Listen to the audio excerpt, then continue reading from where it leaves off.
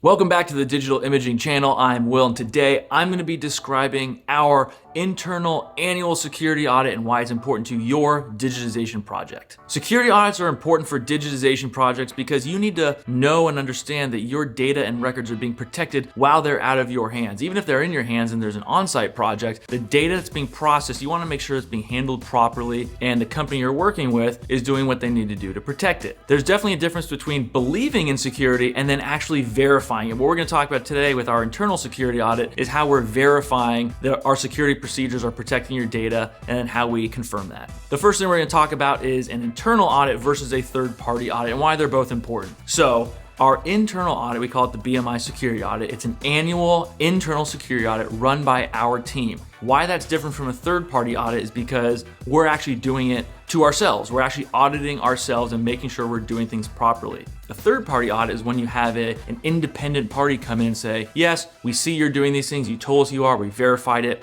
and we're an unbiased outside entity that's checking on this. Having that third-party audit is critical, but it doesn't mean you shouldn't have your own internal audit to verify you're doing things properly. The evolution of our internal audit actually started with a healthcare client, and they wanted us to describe how we were handling their project, basically. It just transformed into that general security audit where we thought, instead of just focusing on this client and specifically healthcare records, let's make it a general security audit that we do every year and we can provide to clients or prospective clients want to know how we do things. They can see that we're doing X, Y, and Z. We can verify it with supporting documentation. We have multiple folks involved in the security audit that are checking these things and then verifying against each other. So having our internal security audit actually led us on the path to eventually have an external SOC 2 audit that is that'll be a different video, but we started with our own audit for a healthcare client that just evolved over time. And critical to the internal security audit is our audit team. There are a number of different folks involved in the audit, but I'm gonna name a few of them, just describe what they do. First, there's a security officer who's the big cheese of the security team. I'm gonna call it the security team because although we're talking about our annual audit, security is a 365, 24/7 type of thing. We don't just think about it when we're doing the audits all the time, but of course this person is running the audit and leading the team. So security officer has the final word on anything security related, involved with all aspects of security, involved in decisions, involved in if there's an incident and finding the reports and anything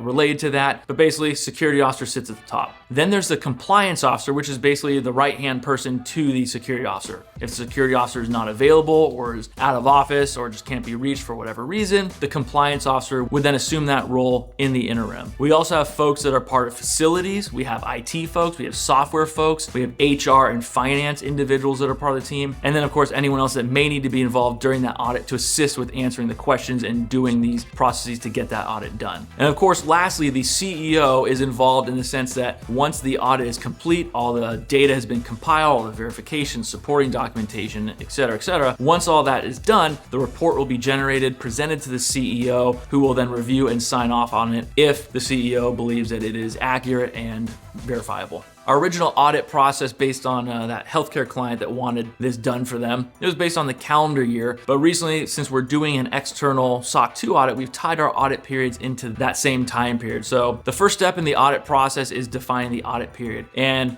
recently, in conjunction with the audit period for our external SOC 2 audit, we've just tied the two audit periods together. So we're doing our internal security audit during the same time period in preparation for that SOC 2 audit. So our time period is first defined. Then we go to last year's audit, review it again, see which items maybe need remediation, run through all the existing tasks that had to be done on the previous audit and see, are there any that need to be removed from here? Are they stagnant? Are they outdated? Can they be combined? We do kind of a cleansing there. Then we decide, do we need to add anything? Did we learn anything from our internal audit or our SOC 2 audit that we think this should be added to this coming audit period as another task? Once the tasks are reviewed and refined, then we assign individuals a responsibility for those tasks. And how that works is an individual will be assigned as the task owner. So it might be something related to an HR item. Who's ever responsible for that task has to complete the task and get the supporting documentation, but then they also have to assign one of their colleagues, someone on the security team most likely, to verify that they completed the task. So it's not just an individual by themselves saying, yep, I did it, it's perfect,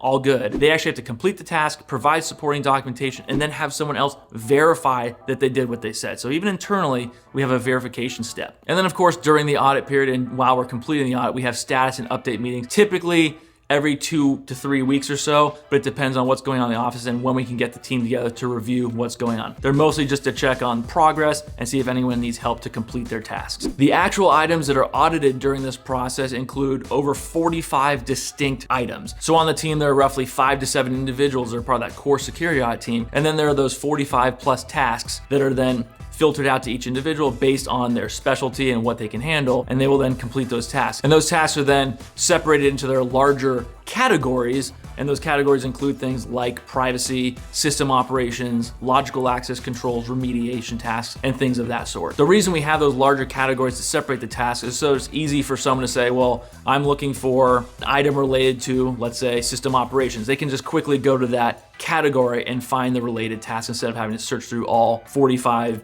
plus individual tasks. Now we're going to talk about third-party verification and why it is critical even to an internal security audit. It's because we can provide you with all the documentation that we've created internally and say, here, this is true, take it, believe us. We did our own internal audit, we wrote it, of course it's right, of course it's been verified. But if it's like grading your own test. If you're grading your own test, can you grade yourself a little higher? Sure. You hope people aren't doing that, but it can happen. That's why having an unbiased third party do their own audit and check our work and check what we're doing is absolutely critical. So we have our own internal security audit that we can say, here's everything we've done, but we can also prove with a third party report saying, not only do we do our own audit, but we have a report and verification from a third party that checked us as well. So we're not making this stuff up. So it's critical when you're looking for a scanning partner to work with that you are checking how they're doing their security and how they're proving it. Are they just telling you they're doing it, or do they have someone else that's not related to the company, that's not, it's an unbiased opinion that they're saying, no, this company is doing this, we can prove it, we checked it. That wraps it up for today. You should have some good information on what to look for when you're working with a company or trying to find a company to say, what do you do to audit